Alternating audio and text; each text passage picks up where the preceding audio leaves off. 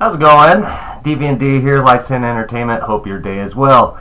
I'm a little behind on this review. I saw this opening weekend. We're going to talk about Logan. What is this? Number 10 in the X-Men series, and it's the third film rounding out the trilogy of X-Men films that focus on Hugh Jackman's Wolverine. It started very dismally in 2009 with X-Men Origins Wolverine. And that movie is terrible, quite possibly the worst X-Men movie made thus far, and trust me, that's saying something. And then the second one came out in 2013 with James Mangold's The Wolverine, which, I mean, I didn't love it. It was alright. I don't know. It was okay. Well, they brought James Mangold back for the third one, Logan, and as you all know, because the movie has been out a couple weeks now, it is doing extremely well at the box office. Even though it was rated R after Deadpool, we've seen that you can have rated R superhero movies that will be financially successful.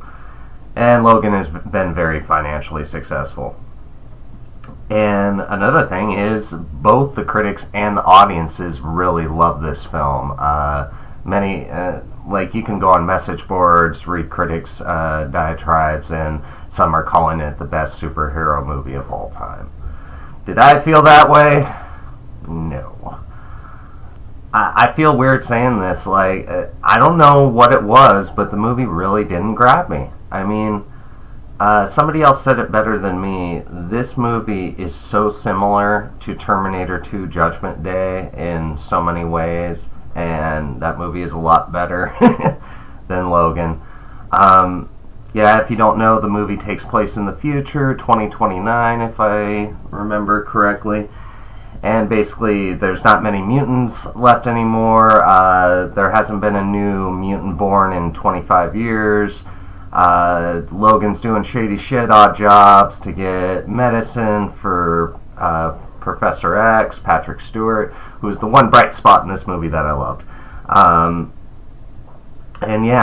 He basically gets a job from this one lady who ends up getting killed to take care of this little girl, Laura, and to promise her to take her across the country to this supposed Eden for mutants. And anyway, we're off to the races, so to speak. Bad guys come up, bad government, bad guys, boom, boom, boom. We get chases, action ensues, and blah, blah, blah. It's a road trip movie. The one comparison that I said just a few moments ago about Terminator 2, the reason I like something like Terminator 2 more than Logan is a big part of both films is a relationship that happens between the child and the lead. You know, in the case of the T2, it was John Connor and the Terminator. In this case, it's Laura and Logan. And when I bought the relationship and completely believe it in Terminator 2, I did not buy it between Laura and Logan in Logan. I don't know why I did. It's just like, I mean, literally 15-20 minutes. There's a point, let me backtrack. There's like a point in the movie where it's like this somber scene between Logan and Laura, and he's holding her and stuff, and like you're just supposed to believe there's this deep-rooted bond between the two of them. And I'm like, dude, like 15-20 minutes ago in the movie you were screaming at her to shut the fuck up, literally. And now I'm like, you could tell Logan was irritated with this chick like a majority of the movie, and all of a sudden he loves her at the end. Okay, and the ending is really weird. The ending really went off the rails for me. It turned into like Mad Max Beyond Thunderdome. Remember the stupid shit they did with all the kids, like the Peter Pan shit almost at the end of the third Mad Max movie? Well, they kind of do it here, and that just bugged me. I mean, I don't know what my problem is. I should have fucking loved this movie. I was so excited for it. And even though it kind of sounds like I'm shitting all over the movie, I really want to give the movie another chance. I'm going to sit down and watch it in a future date. Sometimes that happens with movies with me. The first time I watch them, I fucking hate them. I didn't like them. And then I watch them a second time and I'm like, oh my god, what was my problem the first time I watched this? Fight Club, that's a perfect example. I'll never forget that one. The first time I saw Fight Club, I was like, yeah, I get it, but it's not my thing. Then I watched it a second, third, 100th time ever since. I'm like, this is a masterpiece. But yeah, I really wanted to like this movie more, and I couldn't jam to it. Dude, it was nice to see Wolverine cutting fools up for the first time in a rated R fashion. I mean, the fight scenes were awesome. That's one part. Like, the action sequences are top notch and they're badass. But I'm picky. I need a story to grab onto. Otherwise, the action I don't care about. Another good thing about it, though, is Patrick Stewart once again. He's awesome. We all love Patrick Stewart, and especially as Professor X, he's great. And once again, he was awesome. And just to see Professor X drop F-bombs, I mean, that's pretty freaking sweet. But spoilers, he gets, taken out about halfway into the story. And for me, once he was out of the picture, I really didn't care anymore. I don't know what my problem was. For a lot of people that don't know, they tried to make the Old Man Logan story, and for those of you who've read the comic book Old Man Logan and seen the new movie Logan, I mean, you can attest to the fact they're night and day. And maybe that was part of my problem with it. I mean, I love Old Man Logan by Mark Millar so much. That story is awesome.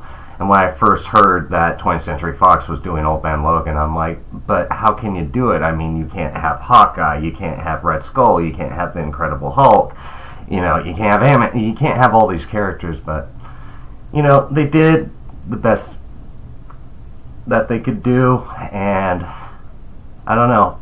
I'm calling it now. This is not going to be Hugh Jackman. They're touting this as Hugh Jackman's last performance as the Wolverine. I'm not saying that in the X-Men series in the next few years they're not going to introduce a young Wolverine. They're going to do that. But I guarantee you, I just have this feeling we're going to see him one more time. And if I was a betting man, I'd put it on Deadpool, the third one. Because we all know Deadpool 2 is going to have Cable, but the third one should have Logan.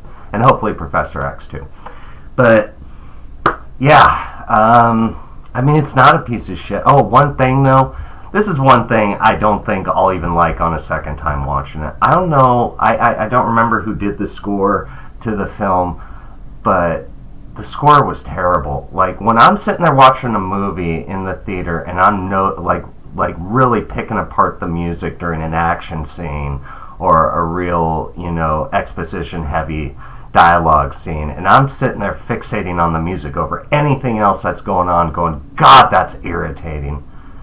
That's not a good thing. I don't know what was up with that, but the score really bothered me. But yeah, in the future I'll give it another chance because I'm a fucking geek. I love these movies, even the bad ones. Some of them I justify, and like I said, there's been plenty of misfires in the X-Men franchise, but especially last summer, Apocalypse. Hello, that movie was terrible.